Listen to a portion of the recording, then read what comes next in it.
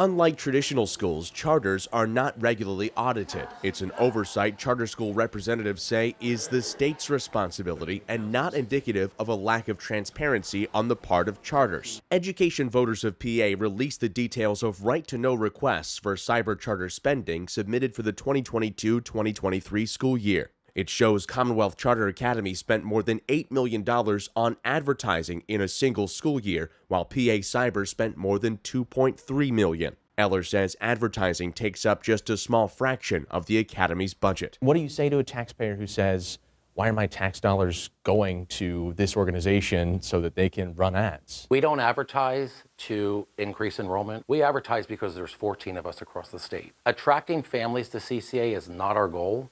Attracting families to CCA instead of other cybers is what we would like. The family has already chosen to leave their local district. Here at PA Cyber, we spend about 2 or 3% of our budget on advertising. That's it. It's minimal. Far and away, the largest number of students who come here are based on family and friend recommendations. We think it's important that people are aware that we exist, but it's not pulling kids out of traditional public schools. Democratic State Representative Mike Sturla questions charter schools' effectiveness and whether they're worth the expense. It's adding tremendously to the cost of education without any proven results. There is not a charter school in the state of Pennsylvania that has to date reached the average student achievement of any public school in the state of Pennsylvania. And yet we send them millions of dollars a year.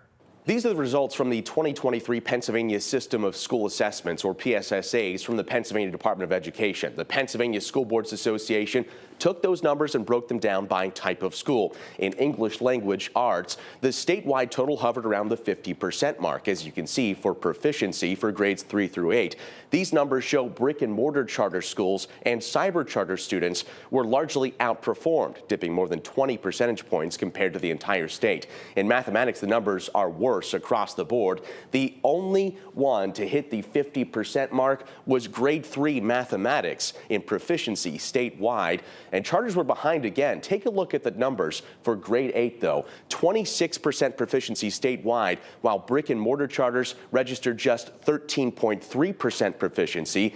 Cyber charter students were just 8.7% proficient. We asked Republican State Representative Greg Rothman about the numbers. So our question really to you is, are they working? Well, so I would compare it to the demographics and the geographics of those kids, because is it that it's a child from the city of Harrisburg who's going to a cyber school and is proficient at 17% compared to the city of Harrisburg school, that same demographic? If you do have questions, feel free to ask. Cyber charter representatives contend the PSSA results don't accurately depict their students' performance. Unlike in traditional public schools, Eller says the majority of CCA students opted out of taking the test. We've heard from families that state testing doesn't matter to them. When you look at the actual students who took the PSSAs, who came into CCA, took the PSSAs, we're in the 50% area. If it's not state testing, how do you figure out if your students are proficient in certain subjects? We use something called the iReady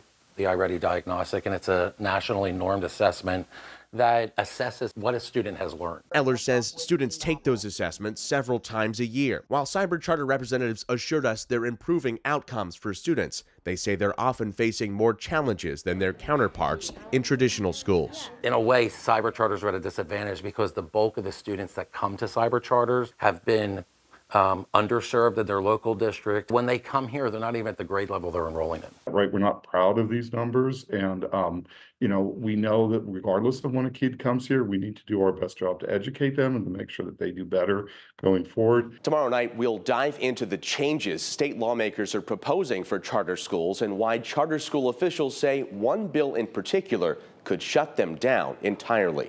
Marshall Keeley, Fox 43 News.